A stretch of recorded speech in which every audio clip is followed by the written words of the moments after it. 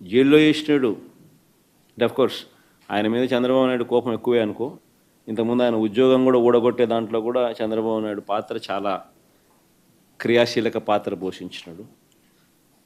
అంతటితో ఇంకా సంతోషపడలే ఉద్యోగం పీకినందుకు. అప్పట్లో ఆయన జీవితం నాశనం చేయాలా, ఆయన పరువును తీయాలా, ఆయన జైల్లో పెట్టాలా. ఇంత దిక్కుమాలిన ఆలోచనలు చూడు ఇవన్నీ.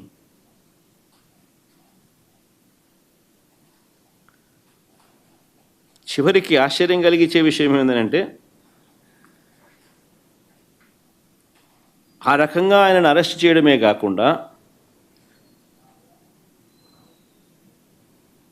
ఇప్పటికీ కూడా అరెస్ట్ చేయడమే కాకుండా ఆ మనిషిని అరెస్ట్ చేయడమే కాకుండా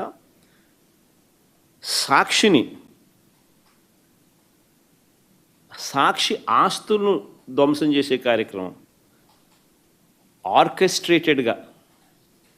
ఒకసారి అది వీడియో క్లిప్పింగ్లో ఒకసారి చూడండి. ఒకసారి తెలుగుదేశం పార్టీ నాయకులు ప్రతి చోట ఎక్కడెక్కడైతే సాక్షి ఆస్తులను ఎక్కడెక్కడైతే వీళ్ళు టార్గెట్ చేసి ఆర్కెస్ట్రేటెడ్ పద్ధతిలో అటాక్ చేసి ఆస్తులు విధ్వంసం చేశారు, ప్రతి చోట శ్రీకాకుళం వెనక్కి ఒకసారి శ్రీకాకుళం మెట్ట శైలజ డిస్ట్రిక్ట్ తెలుగుదేశం మహిళా టౌన్ ప్రెసిడెంట్, గుండు Swathi Srikakulam TDP MLA, Gundu Shankar's wife, Chowdary Dhanalakshmi ex ZP chairman, Menda Dasunaidu Telugu Yuvatha president Srikakulam. Next night Visakhapatnam Sakshi ఆఫీస్లో Mukka Sravani 26th ward Telugu Desam party corporator, Ananthalakshmi Telugu Desam party మహిళా డిస్ట్రిక్ట్ ప్రెసిడెంట్.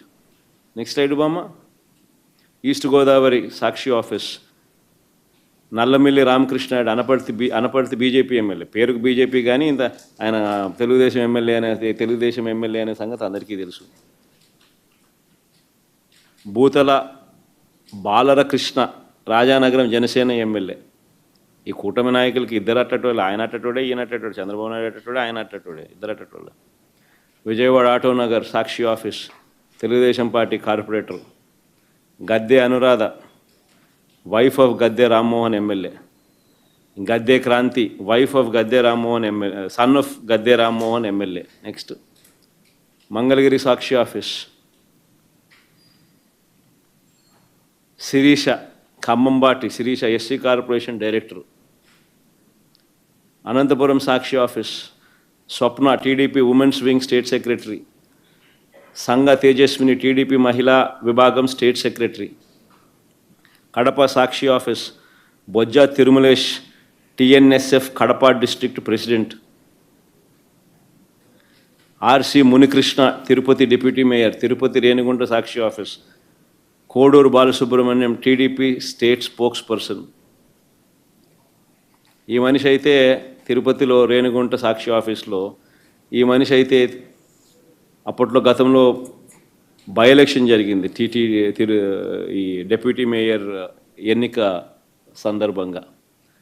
ఆ కార్పొరేటర్లను ఎత్తుకొని కిడ్నాప్ చేసే కార్యక్రమంలో పోలీసులతో కలిసి కిడ్నాప్ చేసే విషయంలో ఇన్వాల్వ్ అయిపోయి ఉన్న అదే మనిషే మళ్ళీ సాక్షి ఆఫీస్ను పగలగొట్టే కార్యక్రమంలో కూడా అంతే క్రియాశీలకంగా వ్యవహరిస్తూ ఉన్న ఫోటోలు.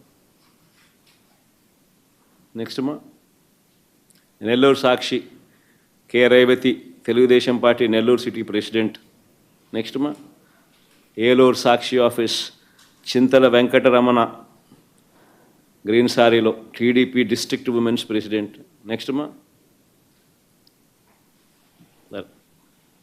నేను అడుగుతా ఉన్నా, ఒక రాజకీయ పార్టీకి దగ్గరుండి ఆర్కెస్ట్రేటెడ్ పద్ధతిలో ఒక రాజకీయ పార్టీ ఆర్కెస్ట్రేటెడ్గా గవర్నమెంట్కు వ్యతిరేకంగా గలం విప్పుతూ ఉంది పత్రిక టీవీ ఛానల్ అని చెప్పి, గొంతు నులపడం కోసం అని చెప్పి నువ్వు నీ తెలుగుదేశం పార్టీకి సంబంధించిన కార్యకర్తలను ఉసుగొలిపి నీ ఎమ్మెల్యేలు నువ్వు అంతా చేసే కార్యక్రమం ఇది ధర్మమేనా అని అడుగుతా ఉన్నా. చివరికి సుప్రీంకోర్టు ఇదే కొమ్మినేని గారిని మామూలుగా సుప్రీంకోర్టు బెయిల్ అనేది అరెస్ట్ చేసిన వ్యక్తిని సుప్రీంకోర్టు బెయిల్ అనేది ఇవ్వదు.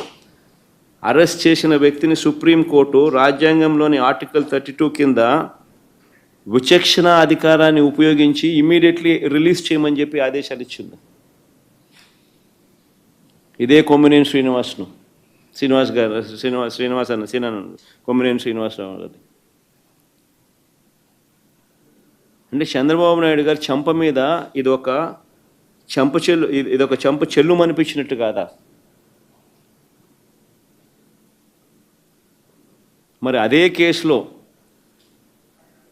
కేసులో సాక్షి కార్యాలయాలన్నీ ఈ మాదిరిగా తెలుగుదేశం పార్టీ కార్యకర్తలందరి చేత ఈ మాదిరిగా దగ్ధం చేస్తే దీనికి గవర్నమెంట్లో ఉన్న చంద్రబాబు నాయుడు బాధ్యుడు కాదా?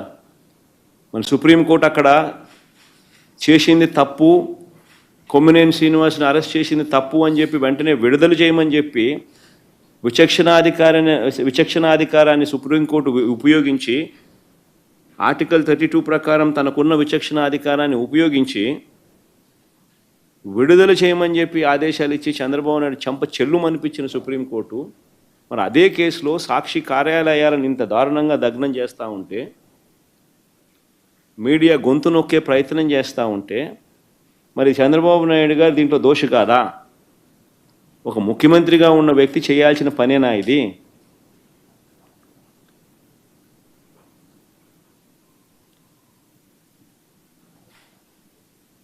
ఇది తప్పుడు సాంప్రదాయం కాదా? రేపొద్దున ఇదే సాంప్రదాయం కొనసాగితే రేపొద్దున ఎవరైనా బతుకుతారా?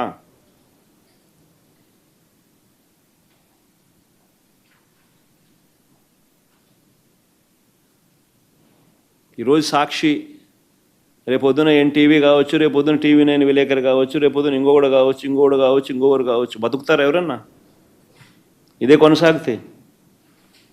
ఇతడు విచ్చలవిడి రౌడీజం కాదా ఇది?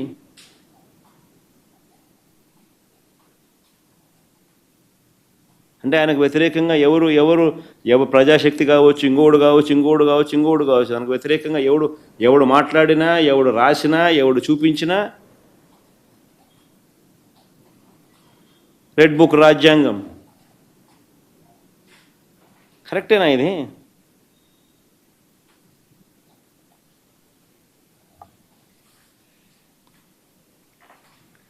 నిజంగా మహిళల పట్ల చంద్రబాబు నాయుడు గారి గౌరవం ఉందా అని అడుగుతా ఉన్నా నేను.